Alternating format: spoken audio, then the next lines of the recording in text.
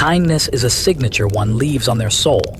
Sometimes, a hand extended to a total stranger is actually a hand extended to your own future. They say life is the sum of what happens to us while we are making plans, but I believe life consists of the reactions we give to the trials we face. When no one can guarantee reaching tomorrow, what a great negligence it is to break a heart or turn away someone seeking help. Do good because that kindness might be the only lantern lighting your path on a dark night. And remember, some doors are opened only with prayer and mercy. Hello everyone, my name is Kevin. I work as an ear, nose, and throat doctor in a region just outside of Chicago, surrounded by greenery but quite desolate at night. My wife Nancy is the greatest luck in my life, and we have a world-sweet daughter named Chloe. Chloe is only 5 years old. She is a bright child with a very wide imagination. My wife Nancy is currently pregnant with our second child. There are only a few weeks left until the birth. There is a sweet rush and just as much excitement in our house. As for me, due to work intensity, I suffer from the guilt of not being able to spend as much time with them as I want. I work in a private clinic and sometimes have to see patients until late in the evening. On that day, the weather had been overcast since the morning hours. The sky turned a gray, leaden color. The rain that started in the afternoon increased its severity towards evening and turned into a literal deluge. Raindrops hitting the windows, combined with the howl of the wind, gave one a sense of causeless sorrow and chills. The clinic's waiting room was crowded all day, but by 8 in the evening, the foot traffic had finally ceased.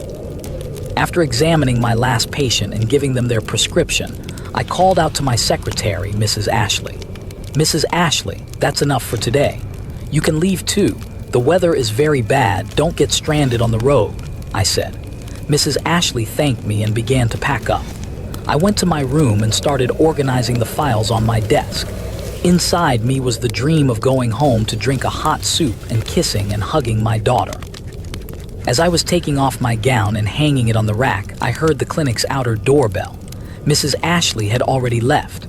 Who could it be at this hour? I muttered as I walked into the hallway. I walked toward the door. The sound of the wind outside echoed within. When I opened the door, 2 people stood before me, drenched to the bone.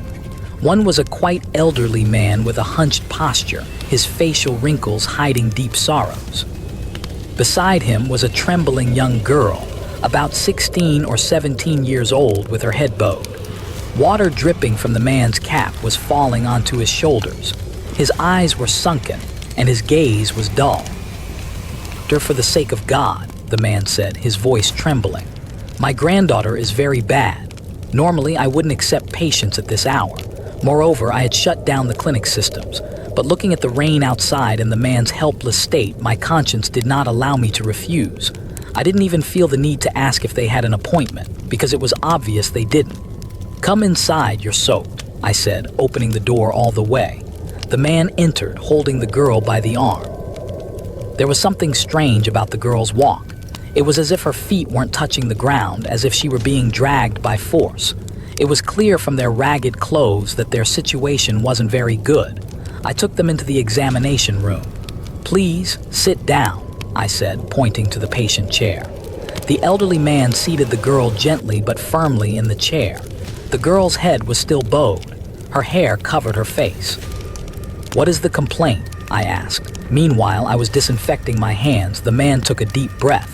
"Her ear. She hasn't been able to sleep for days. They are talking inside. They won't shut up, Grandpa," she keeps saying. "Sometimes she screams. Sometimes a black liquid comes from her ear. We took her to the medical center in the town. They said there was nothing. They gave drops, but they didn't help. Today she got even worse. She threw herself on the ground." "Which ear?" I asked, approaching the girl. The girl did not answer. She showed no reaction. The man said, "The right ear." I took my otoscope and leaned toward the girl.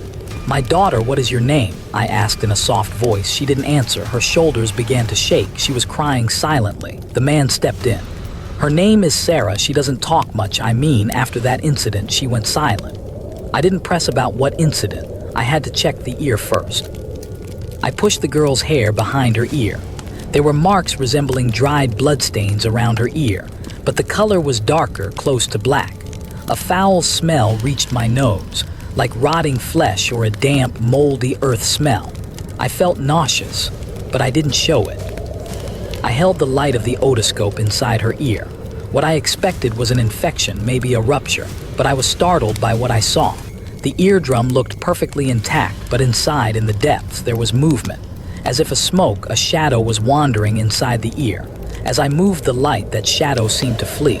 Medically, such a thing was not possible. It's an optical illusion, I thought.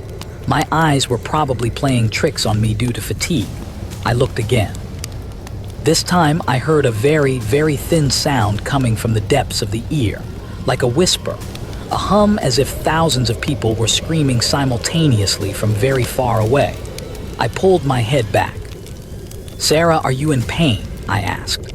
Sarah suddenly raised her head. At that moment, we locked eyes. There was almost no white in her eyes. They were bloodshot, but this bloodiness wasn't red. It was a dull gray. When she looked at me, I felt my soul being drained, a momentary void. "They won't shut up," Sarah said. Her voice sounded less like a young girl's and more like an old, weary woman's voice. "They are digging. They are constantly digging." Her grandfather immediately jumped in. "Okay, my daughter, okay, it will pass." Then he turned to me. There was a plea full of fear in his eyes. "A medicine, an injection, just let her sleep tonight. I beg you." I was faced with a situation I couldn't explain medically. There were no signs of infection, but the smell and the girl's state were not normal. I wrote them a prescription for an antibiotic and a strong painkiller and gave ear drops. In fact, I knew these wouldn't solve the problem, but this was all I could do. "Go to the university hospital tomorrow morning for sure. A detailed CT scan needs to be taken," I said. I handed the prescription to the man. The man held my hand as he took the prescription. His hands were ice cold. "God bless you, my son. May God not leave you in distress," he said. As they were leaving, I noticed the rain outside had intensified even more. It was past 9 o'clock. This place was a bit far from the center, and at this hour, no bus would pass through here. They didn't seem to have a car either. "How will you go?" I asked after them. The man stopped. "We will walk, sir, to the main road. We'll surely find a truck or something there." The main road was at least 5 miles from here. It was impossible for them to walk with this girl in this weather. My conscience kicked in again. Although a voice inside me said, "Let them go, don't get yourself into trouble," the other voice said, "You can't throw them out into the street in this weather." "Wait," I said. "I'm leaving too. Let me drop you off where you're going." The man said sheepishly, "No, son, don't bother. Our house is far in the hill villages." "It's no trouble. Come on, hop in," I said. I took my jacket and turned off the lights. We locked the clinic and ran toward my car. I seated them in the back seat. I got behind the wheel. The car was cold. I immediately turned on the heater.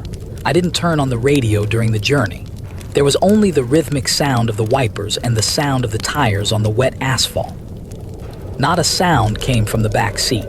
I looked at them occasionally through the rear-view mirror. Sarah had leaned her head against the window, watching the darkness. Her grandfather was praying, his lips moving as he read something. "Which town?" I asked to break the silence. "Black Creek," said the man. "The house at the end of the road where the old cemetery is." Black Creek was one of the oldest and most sinister known places in this region. Many legends were told about it. It was said to be a haunt for treasure hunters, and that those living there in old times performed strange rituals. I shuddered. The road was getting worse, asphalt giving way to a muddy dirt road. While passing through the forest, the branches of the trees were hanging over the road due to the wind, looking like skeletal arms trying to catch the car.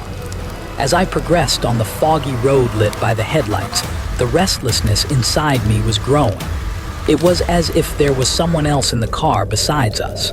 I could feel their breathing on the back of my neck. Finally, we arrived at the place the man described. It was a 2-story wooden house, old enough to be called a ruin, quite far outside the town. The windows of the house were boarded up with planks. Only a faint glow, clearly from candlelight, seeped from a room on the top floor. The garden gate was rusted and the weeds had reached the height of a man. "This is it," said the man. "Thank you, doctor. Forgive us for the trouble." They got out of the car. Sarah looked back at me as she was getting out. At that moment, lightning struck, and her face was illuminated for a second. There was a strange, twisted smile on her face. "You will hear the sounds of digging too," she said in a whisper.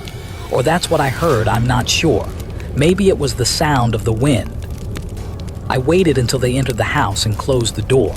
Then I quickly put the car in reverse and moved away from there. My hands were trembling on the way home. That last look of the girl, that smell, the gloom of that house. It was all as if it had stuck to me. When I arrived home, it was past 11. Nancy met me at the door. Her belly had become quite prominent. As soon as she looked at my face, she asked anxiously, "Kevin, you're pale, are you okay?" "I'm fine, honey, just tired." "The weather is obvious. The road was a bit tense," I said, brushing it off. I didn't want to tell her what happened and worry her. I changed my clothes and took a hot shower, but that smell of earth and rotten flesh wouldn't leave my nose. No matter how much I lathered up, it was as if it had seeped under my skin. I left the shower and went to the living room. Nancy had made me herbal tea. We sat for a bit and chatted. She told me about what Chloe did during the day, but my mind was still in that house with that girl. "You will hear the sounds of digging too." When we went to bed at night, Nancy fell asleep immediately. I, however, was tossing and turning. When I closed my eyes, I saw that dark, foggy road and that ruined house. Finally, I fell asleep towards morning. In my dream, I was in the garden of that house.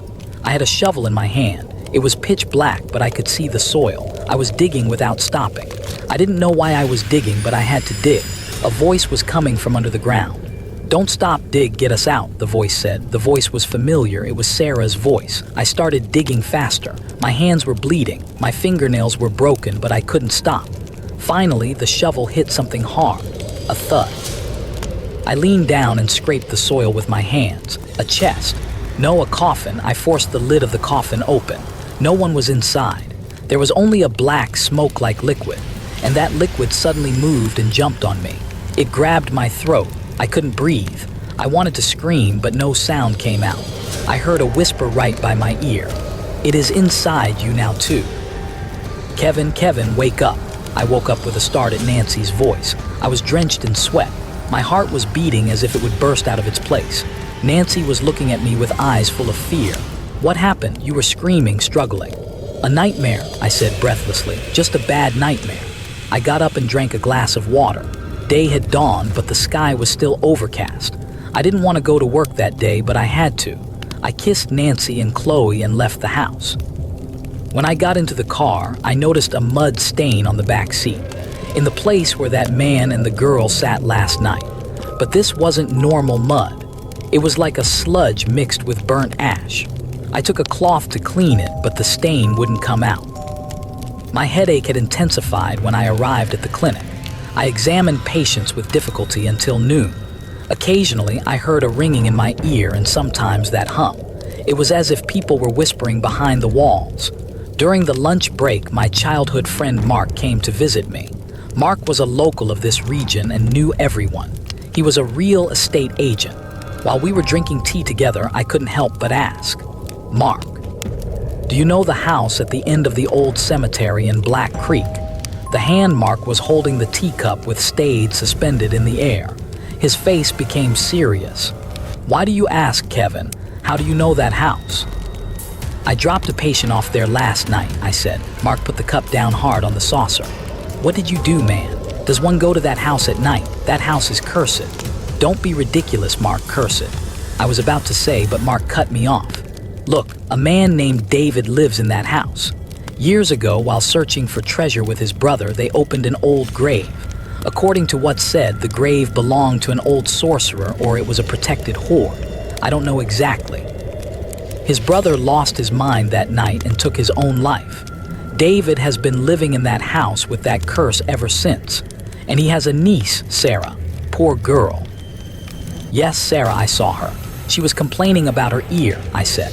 Mark leaned toward the table and lowered his voice. "That girl isn't sick, Kevin. That girl is, how should I put it, that girl is a door. They say David is using the girl to find that treasure to gain that power. Evil demonic spirits have possessed the girl. No one has approached that house for years.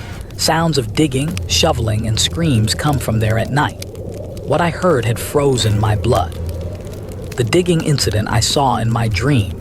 Sarah's saying, "You will hear the sounds of digging too." It was all coming together. So what do I need to do? I need to help the girl, Mark. Her state was very bad, I said. Don't get involved, doctor. This business is beyond you. These aren't medical matters. Don't go there again, said Mark, in a definitive tone, but I was a doctor, and more importantly, I was a human being. I had seen that despair in that girl's eyes, and that restlessness inside me wouldn't pass unless I did something. On the contrary, it was going to pull me in too. While returning home in the evening, I involuntarily drove the car toward that town. My intention was just to look from afar, but I suddenly found myself in front of that house. The house was dark and scary again. It was drizzling. I parked the car a bit far away and got out. My feet were pulling me toward the house. When I entered the garden, I heard that sound from my dream. The sound of digging. Thud, rhythmic. Thump, thump, thump.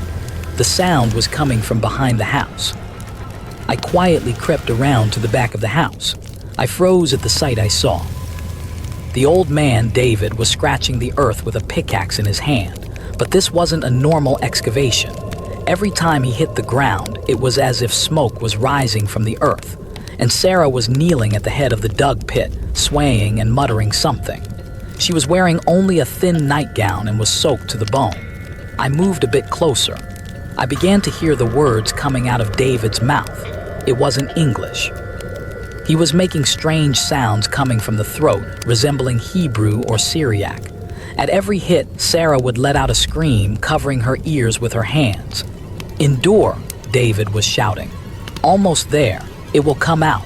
They will give it to us." This man was looking for treasure, but he was offering the girl's life and soul as a price. I couldn't stand it. I burst out from where I was hiding. "What are you doing?" I shouted. David stopped suddenly. He turned to me. His face was covered in mud, but his eyes were glowing. It was the glow of madness. "You," he said in a raspy voice. "Doctor, you brought it. You completed it." I didn't understand what he meant. I tried to go near him and take the pickaxe from his hand. But although the man was old, he possessed an incredible strength. He tossed me aside in one move. I fell to the ground. I rolled in the mud. "Don't interfere," he roared.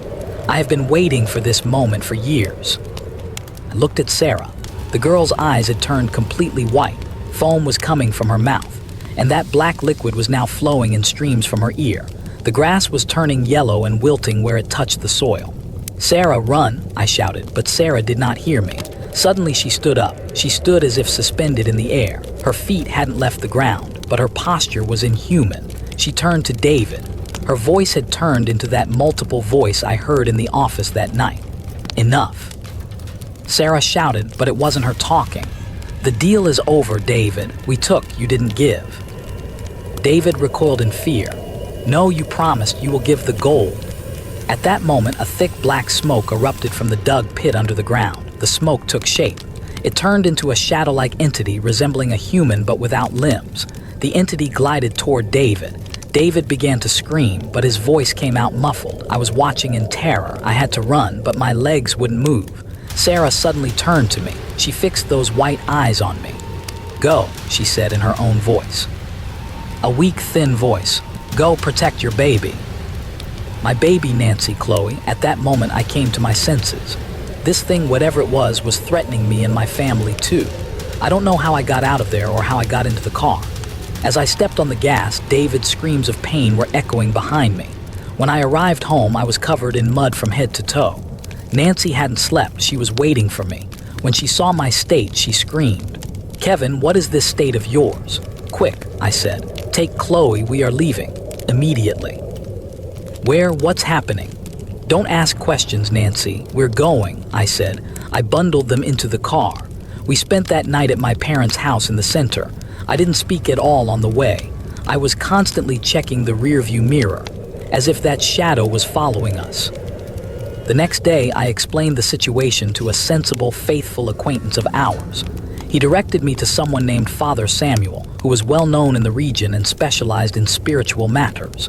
I told Father Samuel everything in detail without hiding anything.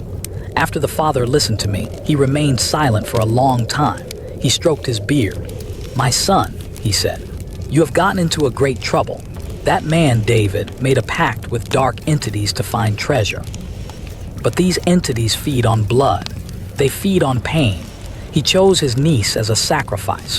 When you examined that girl, that entity felt your energy, your innocence, and it set its sights on your unborn child. My blood froze. What will we do, Father? I beg you, help us. Unless we rescue that girl from that house and that man, this bond won't break. We need to break that pact, he said. That night I went back to that place, Black Creek, with Father Samuel and 2 assistants. I took Mark with us too.